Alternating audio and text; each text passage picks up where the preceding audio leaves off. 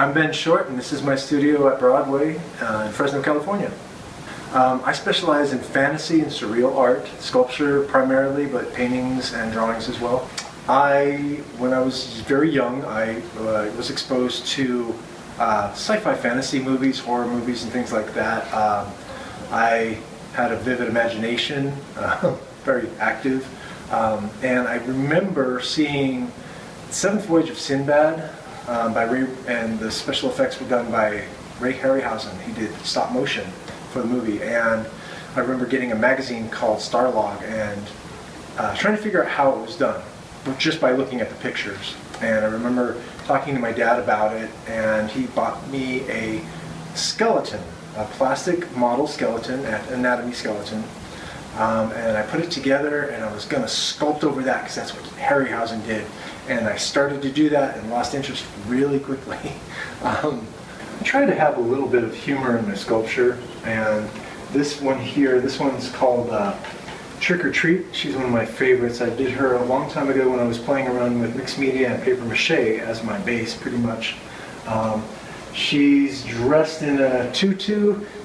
She's out for Halloween candy, and it's the only time of year that goblins can go outside and not get chased away with a broom. This is Angry Little Mushroom Head.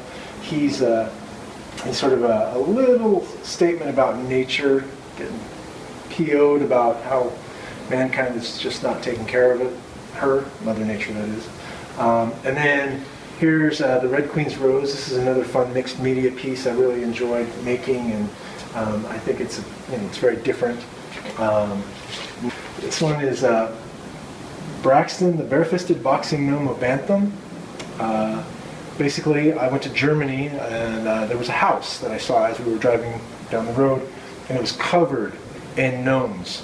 And I thought it was the most ridiculous thing, and they were all so happy and passive and sad looking. So I thought, you know what, if you're going to have something protect your house, make it badass. A couple of other pieces that I produced recently are these masks. We have Space Monkey and Lobstro, the demon of the deep, the nemesis of Godzilla. Basically is a couple of masks. I'm working in latex, trying for a version of realism. That's what I really enjoy about this sculpture and this type of sculpture is, in the film industry, they strive for a high degree of realism. You might have a character that's a cartoon, but he's very realistic. And a lot of film industry people work in that direction. I'm pretty much self-taught, as in everything you see here. I've had very limited time in the classroom learning technique and skill and history and philosophy of art and all of that. But whenever I have the opportunity, I'll chase down somebody who's giving a workshop, like George Ushell. I took a class with him learning how to do latex masks and film maquettes, which is basically concept art for film. Another artist that I took a class from was Don Lanning, and he taught me how to work with different types of clay. This character was produced in that classroom, and that was about a week-long class. Here are some of my illustrations. These are basically concept designs for future projects, maybe sculpture, maybe a painting, maybe something else, who knows. But these are all done in Prismacolor pencils, colored pencils, thinned and blended with Turpenoid. I went to school in San Francisco for illustration originally, and pursued that for, like I said, about a year. Things got difficult in the Bay Area, so I ended up moving back to Sacramento. I kept playing around with different mediums: ink, Prismacolors, acrylic paint, a variety of materials. This one in particular, the face is that of an art critic. It was kind of funny. I was looking through magazines one day, trying to find a character to build the concept off of, and then I really like this guy's hair, but it turns out he's an art critic, and I found him in the Smithsonian, and I thought, how ironic would that be to have an art critic as a character in my portfolio. So as far as my paintings go, I really haven't settled in any particular direction. I'm still growing and learning techniques and styles and histories and stuff. But this painting was inspired by my wife, Lisa, and my family. When we first married, she kind of took on a persona in the painting. Basically, it's a family portrait. This is me, the one who feels under pressure, the pipe. She is embodied by the nature character, nurturing and loving and all of that.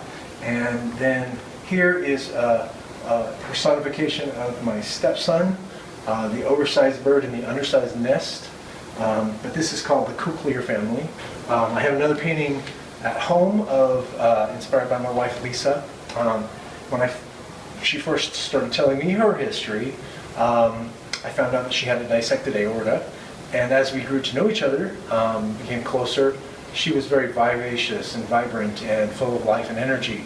And so I took an image of her and did a painting, and it's her in a costume, dressed as a sort of a gypsy.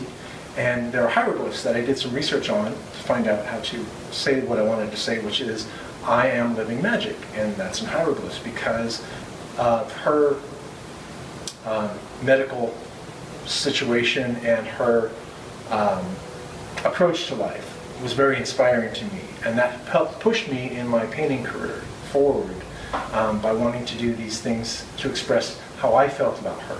So those are a couple of examples. This will be my last month, the month of July, up until July 22nd will be my last day. But you can see me on July 2nd at Art Hop from 5 to 9 p.m. Here at 1416 Broadway. And I hope to see you then.